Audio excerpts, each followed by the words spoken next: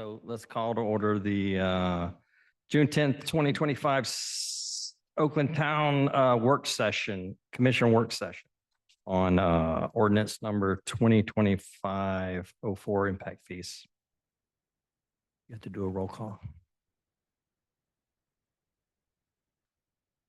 Yes. Sorry.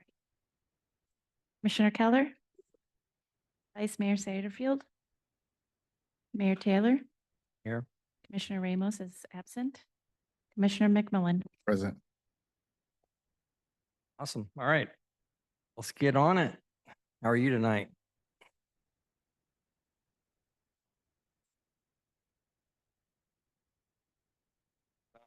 Got a few things to read here. Can you hear me? So after a thorough review of capital needs and associated costs in April of 2024, the town staff brought to the commission a request for an impact fee study. The purpose of this exercise was to perform a fee analysis for police, parks and rec, administrative facilities, water and wastewater services on new construction taking place here in Oakland. The study was performed by Raftellus Financial Consultants, who have provided similar advice to the town in the past. However, it should be noted that transportation fees were not reviewed at this time, but will be completed under a separate agreement in the near future. So the study has been completed. It includes technical sections regarding the calculations of each specific impact fee, along with additional background information. The report also outlines the extraordinary circumstances the town faces in regard to providing the necessary capital improvements needed to meet the additional demands that come with growth. By implementing the fees as proposed, it will help to minimize the financial burden on existing residences and businesses. And as growth and development continue to pour into Oakland and the cost of infrastructure continues to rise, getting ahead of it and placing that cost squarely where it belongs with the developers is of utmost importance. So with that, I'll turn this over to Michelle Galvin from Raftellus, who will take a deeper dive into this and help you to better understand the report.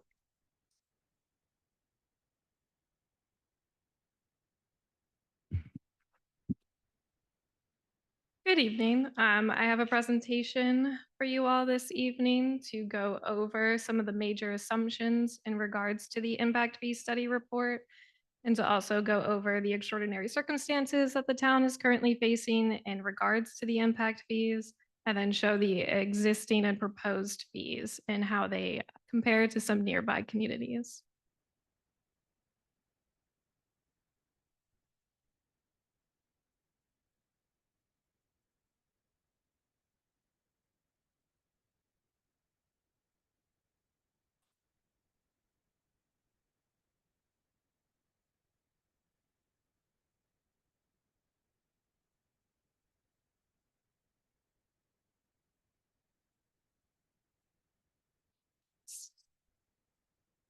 So this presentation is based on the 2025 Utility and Municipal Impact Fee Study Report dated June 4th, as prepared by Raftellus. That should be a part of this workshop agenda.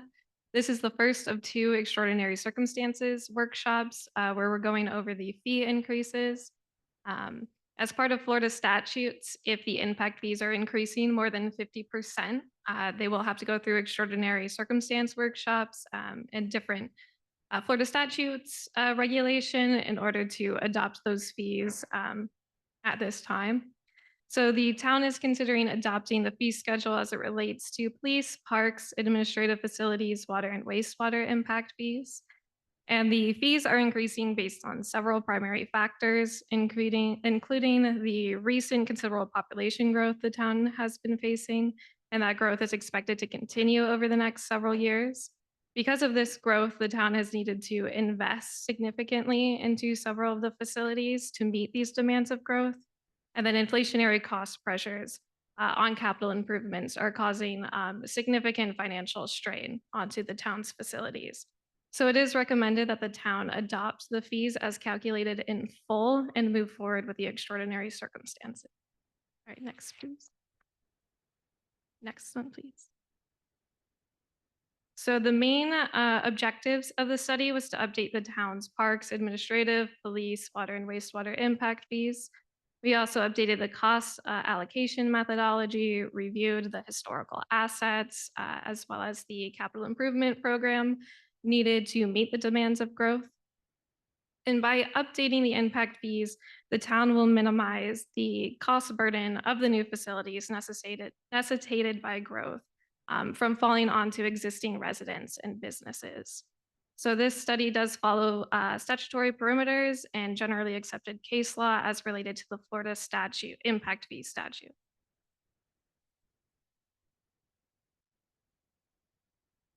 So impact fees are one-time charges charged to new development to recover the cost of infrastructure and capital equipment needed to meet the demands of growth.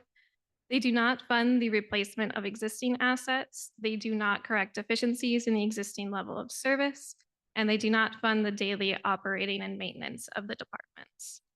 And then the Florida statute outlines a rational nexus test, which essentially states the town needs to demonstrate a need to collect impact fees. There needs to be a benefit provided to future development, and then the cost recovered has to be proportionate based on the services provided by each land use. So the methodology used in our study involves taking the total capital costs, which include the historical assets, historical investment into the town facilities, and then look into future investment needed for future growth. So we looked at the CIP and the existing fixed assets. We then allocated that to residential and non-residential using functional population and census data. And functional population is a widely used way of calculating impact fees that essentially measures the how people spend their time across the city to proportionally share the capital cost to each of the facilities. And then we divide the capital cost by the functional population. So we'll get a fee for residential on a per dwelling unit basis. And for non-residential, largely we're using 1,000 square feet unit basis. And then the town currently has 29 land uses for non-residential for police, and we're recommending to reduce that down to 6 to help with administrative burden and simplicity of applying the impact fees. So there's currently an investment of $840,000 into the police facilities and vehicles. And then there's plans to expand the existing police station for a total of $3 million. And then with additional growth, the town will need to hire additional police officers and equip them with a vehicle. So we're estimating in the next 10 years, the town will need to purchase about $1.4 million worth of police vehicles. So this is resulting in the fee increases as shown on this slide. And so we have the 2 residential land classes increasing by about 70 or 80%. And then we have those 6 non-residential land use classes largely increasing across the board. And then for parks and recreation, the town has an existing investment of about $3 million. And there are plans for about an additional $1 million of capital improvements for growth-related infrastructure. So recreation impact fees are charged just to residential, and we are seeing a little bit of a decrease on the parks impact fees. That's just due primarily to changes in methodology from the last study and the capital costs that we're reviewing. So for the administrative facilities, this includes town hall facilities, public works, and similar. So there's currently an investment of $2 million, and then there's about $8 million worth of improvements expected over the next 10 years, including a new town hall facility, the expansion of the meeting hall, and a public works facility. So these are charged on a similar method as police.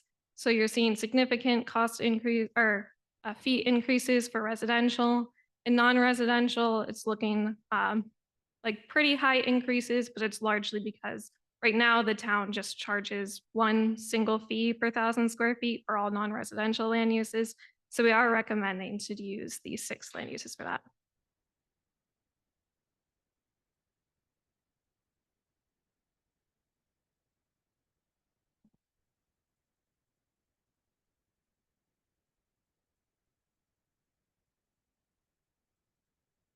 So on a combined basis for a single-family home, the impact fees are increasing by about $880 or about 37% for police, parks, and administrative facilities.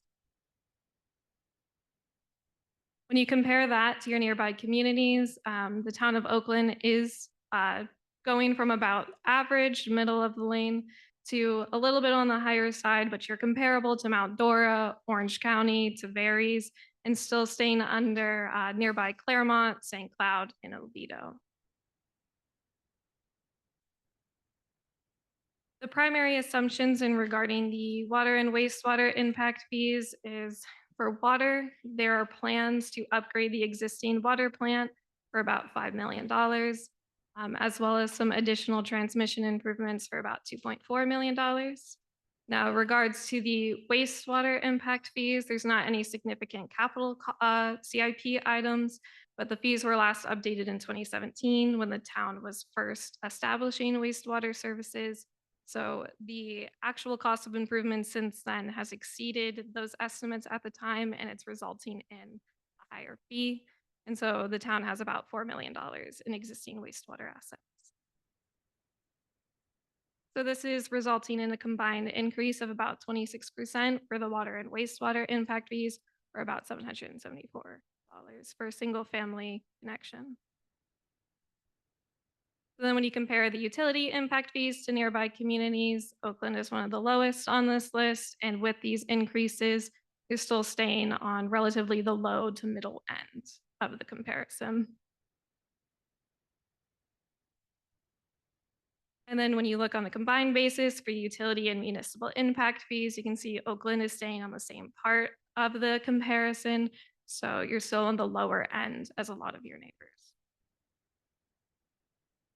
So the next steps, this is the first of two workshops again. The second extraordinary circumstance workshop will be held on July 8th, I believe at the same time, and then followed at the regular commission meeting for the first reading of the ordinance. And then July 22nd, we are expecting to do the second ordinance reading for the impact fees.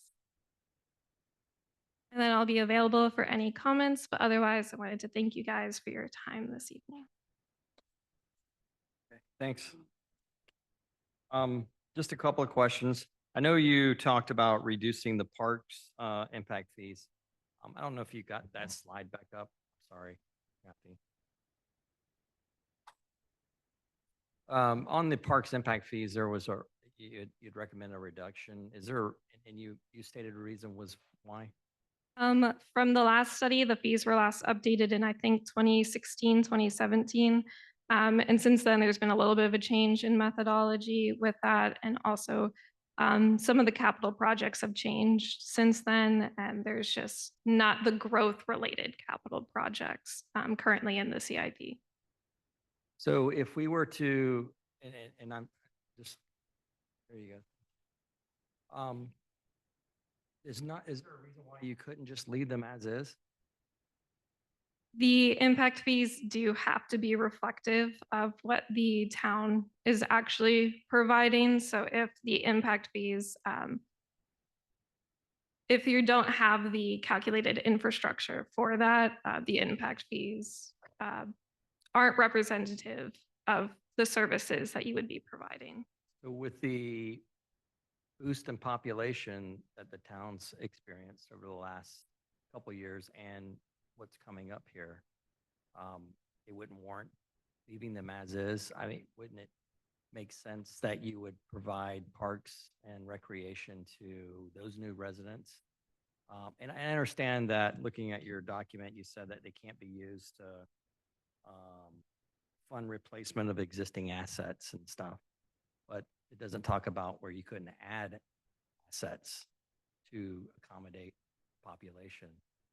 So the town could add assets to accommodate the population. It's just we are basing our fees off of the historical assets in the approved CIP Sure. currently. And then what if we had the expansion of the neighborhoods that have gone out east and west in south?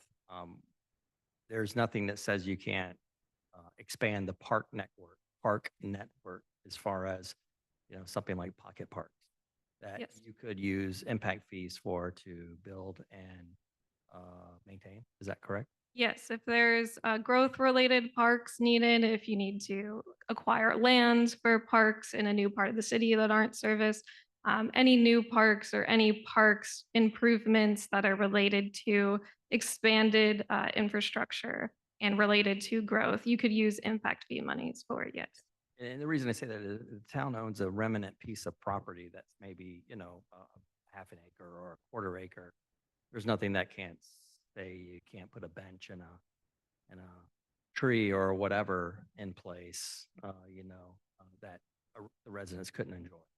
And then that impact fee would pay for that equipment going there plus maintaining that park Um, or area. Maintenance, maybe less so. It's more of the infrastructure, the expansion of costs. So if you were to put in a new swing set, that would be something. If you were to establish a new mini park, pocket park, that would be a growth related capital cost. It's mainly just making sure it's related to growth. Sure. And the reason I bring it up is that, we are, the town itself is going to reach a point where we're going to max out on any type of residential that's going to happen in town. And I know this sounds bad, but if we can bank what we can bank for future enjoyment of the residents and enhancements to existing parks or future parks, I think that would be a benefit. That would be the only reason why I would be opposed to lowering. If I'd be okay if we just maintained the current. That's my opinion. Can you define what the change in methodology is? So part of it is in 2021, there was major changes to the impact fee statute, and the parks impact fees were last updated in 2017. So they've just gotten a little bit more stricter on what can be included. So part of this change is not including some of the costs that were historically included. And was there anybody else on parks? Any other questions on parks?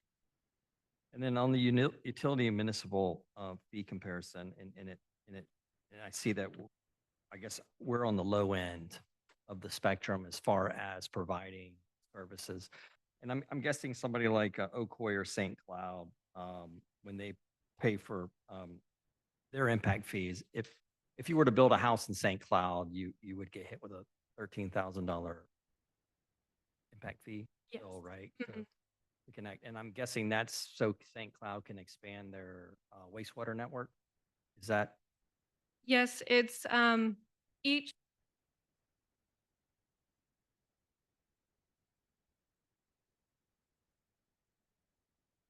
sound like it went off?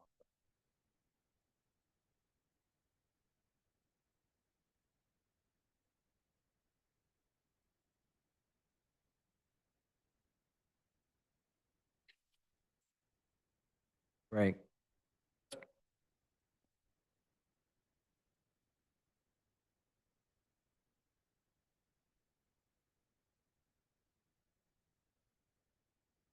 Right. But does collection impact fees could be used to expand that collection network, correct? Where you could theoretically say, well, if you want to build a house in Oakland, then you got to pay X amount of dollars more for us to expand that network. And then can that expansion of network be used for areas that do not have sewer at this point in time? Is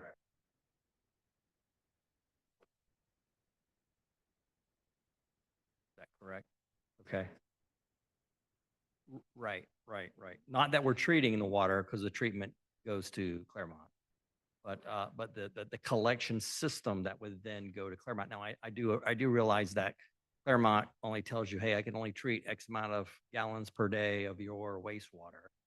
You'd have to work that out with Claremont. But is there, and again, I guess the numbers are based on what we think the need would be for future, right? And again, it goes back to my thoughts that eventually we're going to run out of, I shouldn't say run out, but we're going to stop with the residential building, right? And granted for us, good for us, is that the new home constructions, all those are pretty much on sewer, right? So new home construction are going on sewer. And I don't know if there's a way to expand and increase those numbers even further to try to make up a little ground.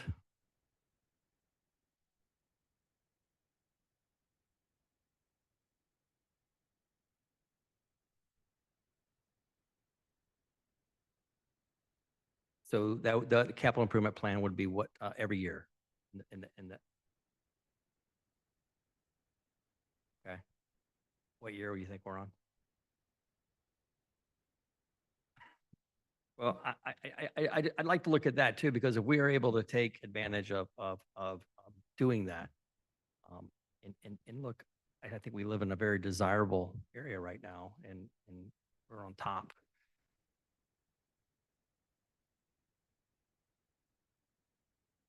Right.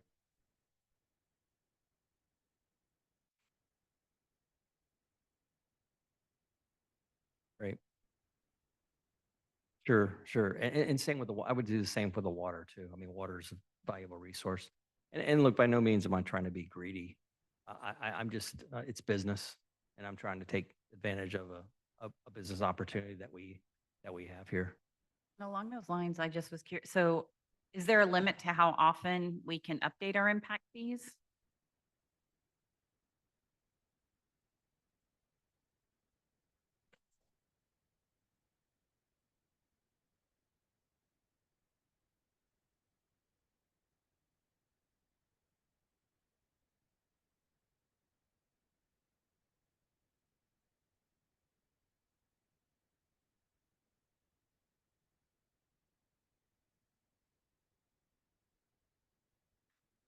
But to the mayor's point, we just have huge growth happening right now, and we need to kind of make sure that we're setting ourselves up for not just the picture that Waytown looks today, but Yeah, over the next And- 5 years as our growth, almost doubles. I would agree, because in 4 years, we might be done, and Yeah, we don't get this advantage. We don't get to take advantage of this again.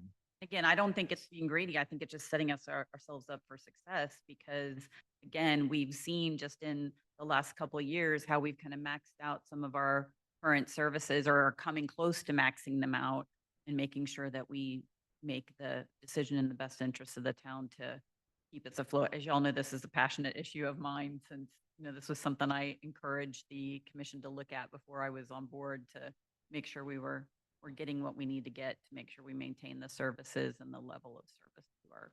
So if I can add to the conversation, we really need to lean on them and allow them to guide us because that's one of the major issues on the state level, impact fees use. And we talked about this last year with this current session. The Florida League of Cities is really, how can I say, really trying to lobby for us to use impact fees how we want to, but the state is against it. There are a lot of cities and towns around the state that the state feels that different municipalities are just not being fair. And so we really need to lean on them. Of course, yeah, we're one of 411 cities and towns in the state, but from the lens of the league, from the lens of the state legislator, they're going to be looking at us as if we are greedy. And if we don't do this in a smart way that doesn't cause no alarms or go against Florida statute, we can find ourselves in a bad place. So follow. No, let me finish. But what I'm saying is we have to make sure that we are following what's coming from Tallahassee. Yeah, of course, we have our individual needs, but Tallahassee doesn't look at individual cities. They look at the entire state. So there's a lot of pressure around impact fees because of what's happening in other parts of the state. So she's 100% right as far as, about what you can or can't do, because they really are putting up a cap on that increase. And that's one of the biggest positions that the Florida League of Cities has to discuss or lobby against as it relates to talking to the state legislator. So it's a big topic. Yeah. But we're not wrong for trying to make sure we're doing what we can, but we also have to make sure we understand what's happening in Tallahassee. Right, and I think that's it's a good point. And I'm sure you're looking at it in that way as well to not get us in trouble. But if a town like ours that's trying to, um, you know, handle our infrastructure and I understand that I don't know if there's a cap. I don't know if Commissioner McMullen, if you know, does the state have a cap that says, hey, you can't increase it more than 150% or whatever? Yeah, there is one. And so that's one of the, yeah, we can reach out to the four legged cities tomorrow and say, hey, what's the language around impact fees? So they can give us guidance. But there is There's a potential cap or potential cap. right now, at this point in time, there's nothing in place. But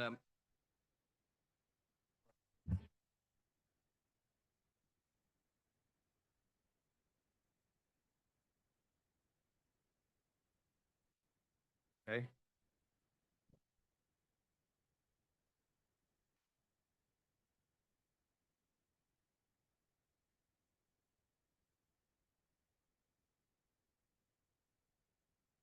So, but that has not, you're saying that has not been defined yet. That has not been written down as, here's the definition of an extraordinary circumstance.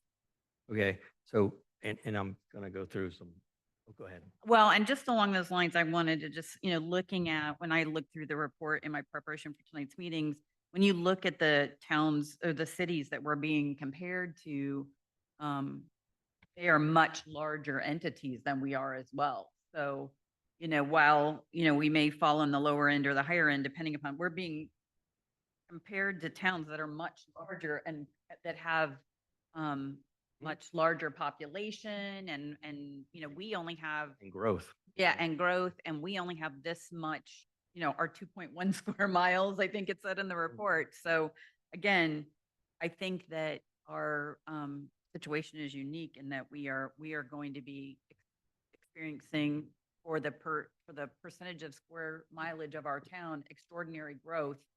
And it will be much more drastic for us, to the mayor's point, that if we're not getting what we need in monetary value, we could find ourselves behind the curve in 5 years. This is just following what they are. Right, I understand that, but Well, we're not blaming Ralph Tellis. I don't think anybody here is faulting your report. It's great. We're just, a couple of us here, we're just trying to understand and find a different path, maybe outside the box, on how you can achieve what I think this town should achieve.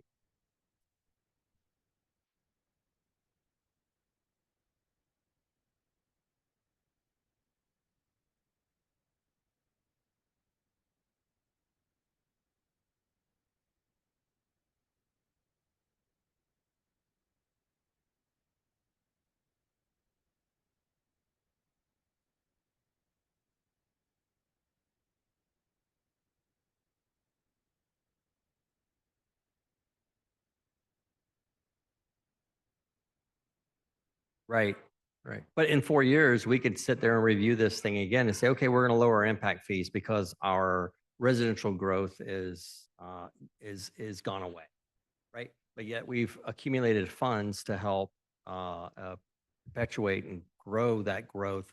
Now, and what I was saying was, we've tried multiple times to say, hey, let's get some funding from the state, let's get grants from the state, let's do this. Well, if they keep denying us, my only alternative is to try to get it up some way and try to do something different. And that's kind of where I'm going. And I'm not saying, sit there and say, well, let's charge every builder $13,000. If the rule is 50% of that, then you said we're at $5,000 now. And you go, 50% of that, 2,500 more, right? So you're at $7,500. So you're proposing 69. I'm just saying, if I can take advantage of the max, I would push the max is where I'm at. Within keeping it, without us getting in trouble or anybody slapping our hands at the state level, or anything like that. So yeah. Which if I'm, oh, is the reason why years ago we had asked Tony when when he was, you know, our rep coming in. By the way, make sure you tell him we said hello. That to try to be more proactive with it, because although the state looks at it more in general, you know, I'm sorry, you know, we're Oakland and I look at it like we're Oakland. So, and not to be compared with other folks. We knew we were on a timeline before all the construction stuff, before we were all built out. And that was the idea of asking you guys to be proactive, which you have, and we've been very, very happy with it. So again. Yeah, thank you. But we're on that timeline that in a few short years, there's just nowhere else to build unless we build on the water, Mhm. you know? So we do need everything we can. Parks, we need every park space we can get. We're busting at the seams on administration. We're busting at the seams we're busting at the seams everywhere. Mhm. With what we got because of growth going from, in my time, 600 people in town to 5,000 people and almost double on that the next couple of years. We're nowhere even close. If we don't grab something now that is the right thing to do, then we would be remiss, everybody in this town. Okay. Is there, I'm sorry, Stephanie, do you have something? I was going to say, it seems to me that there is, if I'm understanding everybody's comments correctly, that there's some concern at the table about addressing future improvements that the town may want to make, but that are not presently in the CIP. And so I think that what we're hearing from Raftellus is that these numbers can only be based upon what is currently in the CIP. And so that's kind of where we're having this disconnect. Okay. Maybe if we needed to make adjustments for CIP, then those calculations could change. Is that? Yes, however, I will say the statute requires that the new fees be adopted within 12 months of a study being done. And so at least to me, it appears that the town is in a position right now of either needing to approve these fees if the town finds that the extraordinary circumstances exist, and then work on updating the CIP and then getting another study done in the future. Or we may just lose out on the opportunity to take advantage of having had the study done. Would that be Raftellis's opinion as well?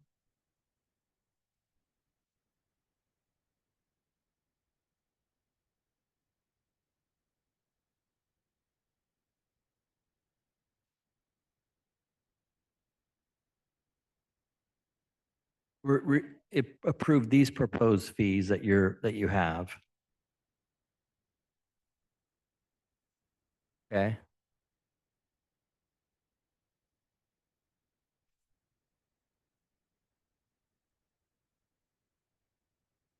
For parks, and then, same for utility.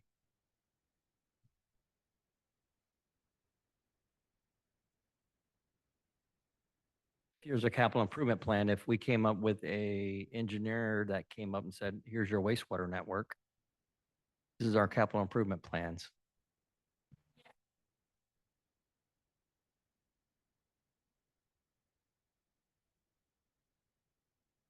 Yeah, and I don't think we want to not capture what we can capture and increase it, but I'd like to know if there's a path to increase it even further in the future. Yeah, okay. So if we I know where you're adopt going. everything except the park and recs, would it maintain the existing impact fee for that?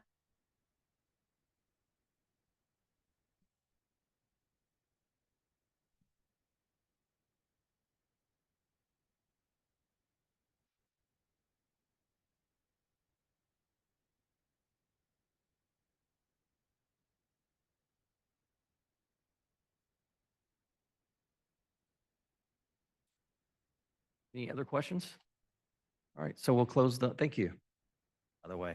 We'll close the workshop and we'll move on to the regular town commission meeting. We're a little behind schedule. So I'm going to go ahead and open up the call to order the town commission meeting for June 10th, 2025. If everybody could please stand for the pledge and remain standing for invocation.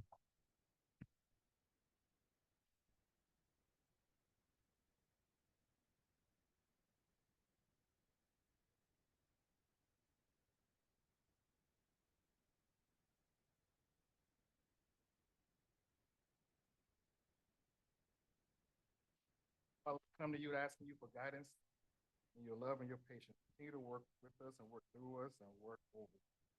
Help us to continue, just lean on you for everything. Lean on you for our town, for our business, just lean on you for all.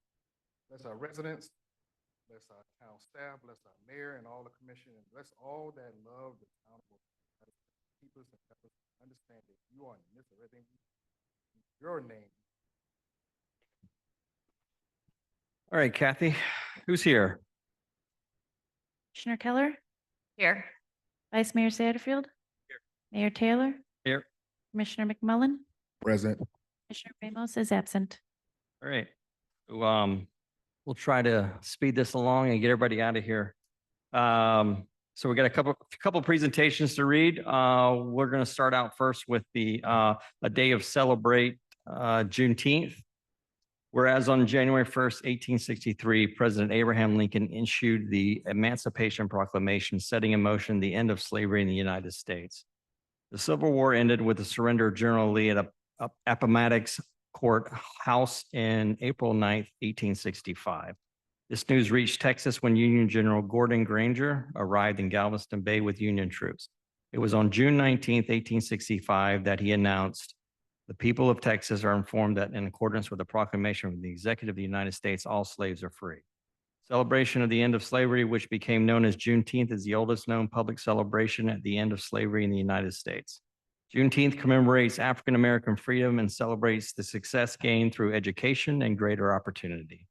On a larger scale, celebration of Juneteenth reminds each of us of the previous precious promises of freedom, equality, and opportunity, which are at the core of the American dream. Now, therefore, I, Shay Taylor, by virtue of the authority vested in me as mayor of the town of Oakland, Florida, on behalf of the entire town commission, do hereby proclaim June 19th, 2025 as a day to celebrate Juneteenth, and urge all citizens to join in this celebration. All right, moving on. Next proclamation is National Pollinator Week. Whereas the town of Oakland is home to many native wildlife and pollinator species such as birds, bees, and insects, which keep our environment healthy and biodiverse, the town of Oakland recognizes that human health ultimately depends on well-functioning ecosystems, and that biodiverse regions can better support food production, healthy soil, air quality, and can foster healthy connections between human and wildlife. The town of Oakland is working to build a healthy, sustainable, and wildlife-friendly community that brings the many benefits of nature to all corners of our community. Pollinators play an important role in maintaining a healthy ecosystem. Local plant species, wildlife, and urban agriculture all depend on pollination from bees, butterflies, and other insects. In the urban communities, pollinators play a crucial role in maintaining sustainable urban agricultural and local community gardens.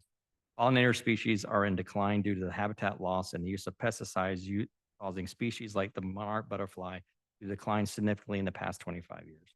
National Pollinator Week is a national initiative that offers opportunities to individuals and communities to help restore native habitats, support local pollinator species, and the town of Oakland will continue to support local, state, and national efforts that protect, restore, and conserve habitats for pollinators, as well as foster a greater connection between residents and wildlife.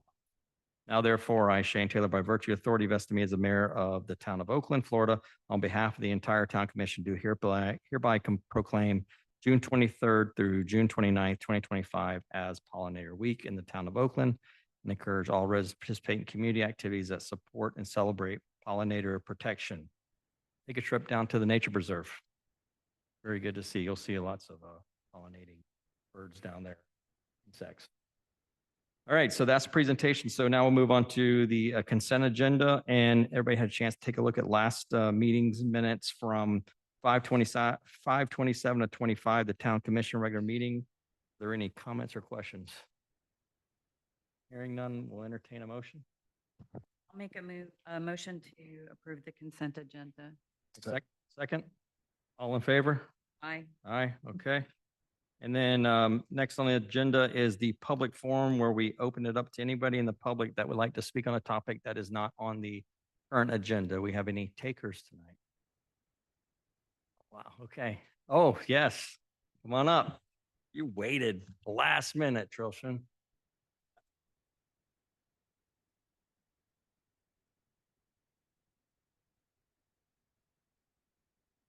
Material? Cemetery.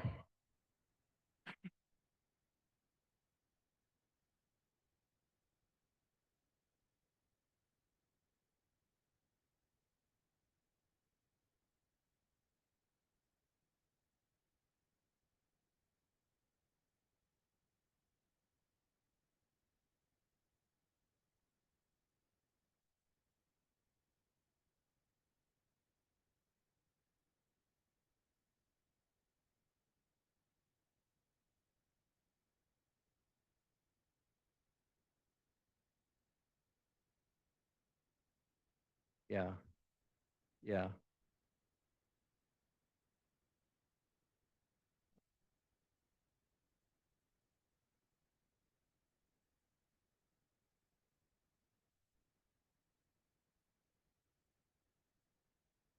Yeah, so it's my understanding it is a business and it's privately owned. Um, uh, and it is a group. I think if you go on the property appraiser's website, you'll find the group of who it is. We did have the Memorial Day celebration in the cemeteries. It does look like they have been inside the cemetery and have maybe heard us about the condition, and they have cleaned up items in the cemetery. I don't believe there's been any further movement on allowing people to come in and clean the headstones. I know that we spoke about trying to encourage them to do so as a commission, and we still owe that letter to them to do that. So we'll work on that. Yeah, thanks. Anyone else? Okay, so hearing nothing, we'll close the public forum and bring it back to the table. Elise, Town manager report.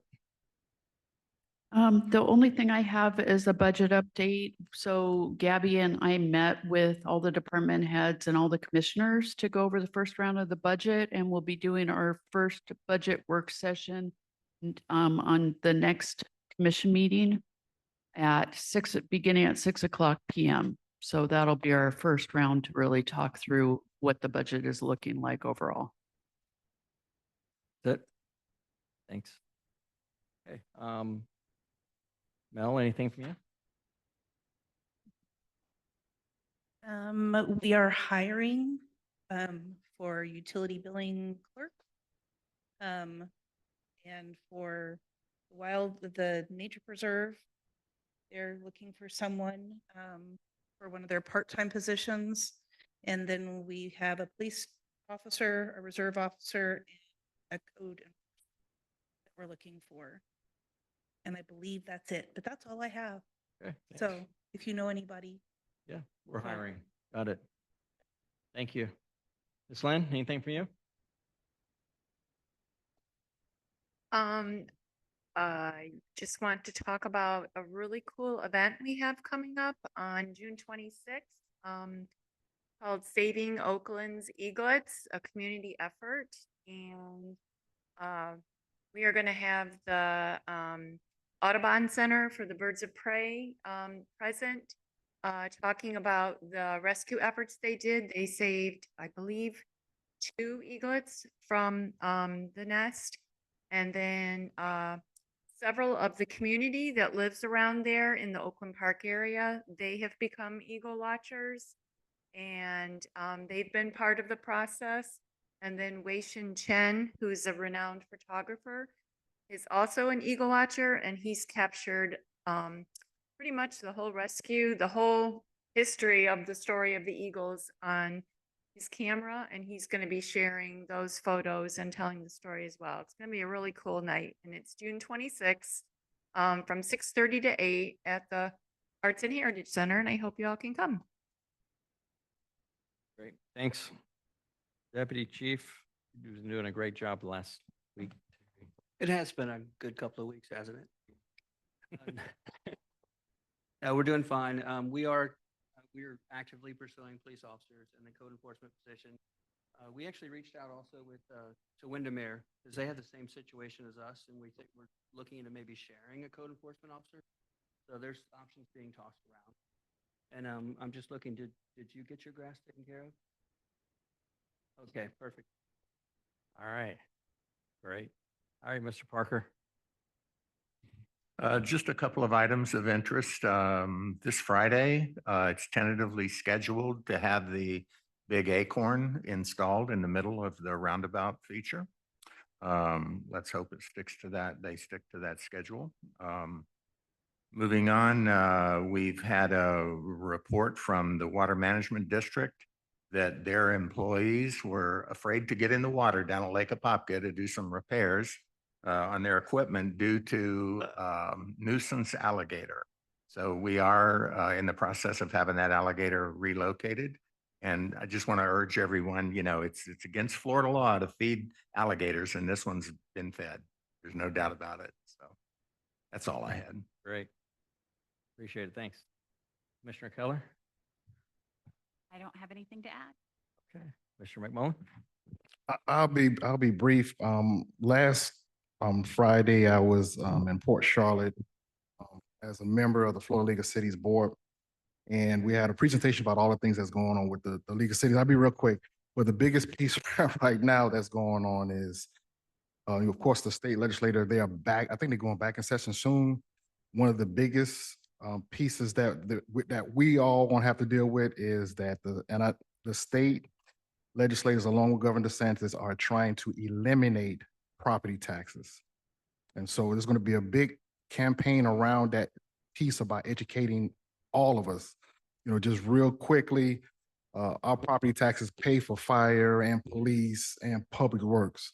If you eliminate the town of Oakland's property taxes, I have no idea how we're going to pay for fire, police, and public works. So you'll see a lot of information coming out about that. We spent a whole hour just talking about what the state lobbyists are doing just to try to talk and get information. I already sent Gabby some information as far as laying out what our ad valorem tax numbers are and how much we are paying for police, fire, and public works and things of that nature. So we can have a story to tell as far as how that would impact essential services in the town of Oakland. So that's going to be the big thing. You're going to see some marketing material. You're going to see some education material. I've been asked to discuss this down in Broward and also in Claremont with some community groups. And so this is a big thing that's going to be coming our way that the state is really pushing to eliminate property taxes. So more to come on that. Yeah, no, that's very, for a town like ours that relies 98% of the taxes come from residential. And if you got rid of that, we'd be dead in the water. So that's the big push. Yeah.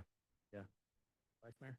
All right, two fairly quickly. One is to have you guys think about the noise ordinance. I'd asked Elise to get it. A couple of residents have asked me about after 9 o'clock at night, they're finding people mowing grass, like flashlights and stuff. It does go to 9 o'clock, and it's really not discussion tonight, but more something to think about for discussion maybe next time. So we try to maybe lower that to maybe 8 o'clock or something, especially in the winter time when it gets dark at like 4 in the afternoon. 9 o'clock is pretty late for noise with families that have kids and stuff. So if you guys would just kind of think about that, we'll bring it up again. The other thing that was brought to my attention is all the algae growing in Johns Lake, and a reminder for folks, that live along the lake, a couple different things. Please follow in the summertime fertilizer regulations. Don't throw cut vegetation into the lake. Don't let stormwater get directly into the lake, and maintain all your stormwater control systems, and stop spraying your shoreline to kill the vegetation that is dying or decaying. As always, report any algae blooms to Florida DEP. If everyone would be a little more concerned about that over the summer with this heat, it might help with that algae problem in the lake. I don't know what we can do as a town with St. John's, if anything, but at least we can make people aware. Thank you. For me, last week, Elise and I and Lynn met with the Winter Garden Heritage Foundation, and I'd asked to meet with them about Oakland and its history, and promoting that history and bringing to attention our residents, some that are older residents and some that are mostly newer residents that move here. And we've come up with this good idea, similar to what they do in Winter Garden. And it's like a history walk. And essentially it's QR codes that you can walk, and you scan the QR code and it tells you a little bit about a history of the town. But it also, we could do it where it could tell you in this particular location was the old Opera House. In this particular location was a hotel. In this particular location was the general store. And they have a bunch of historical pictures that could be linked to that program. So when you scan that, you can read a little bit about it, and you get to see what our town truly was at one time.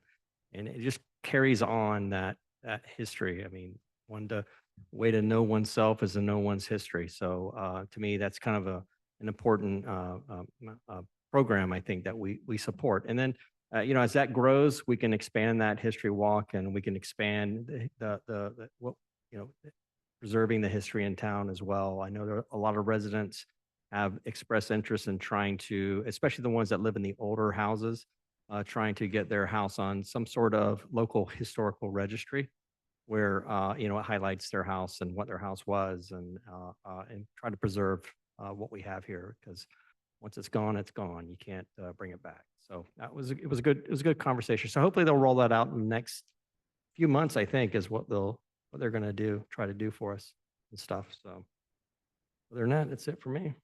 Can you remember when we first started the Heritage Days? We had a way, we did that for a while with our own stuff. It was, not quite as detailed as that would be, but we had people, we'd take them through town and we'd show them the houses and do that type thing. So, Pretty cool. yeah, so it was very cool. Just to give a little history on that, go back, that idea was shared with Dennis Foltz years ago before we even had that museum. Yeah. There are certain towns in Texas that does the same thing.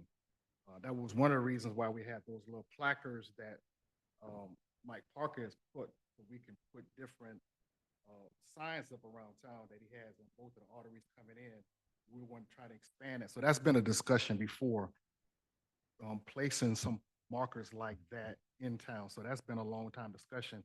Except, but of course, we have so many other competing agendas. So that has been discussed. And I think if at least look at one of my old emails, there's a town called Georgetown, Texas, that has a lot of artwork and similar type of things that they do in the town of Georgetown, Texas. So that has been discussed before. We just haven't had a chance to work on that because we have so many other things that we're trying to do.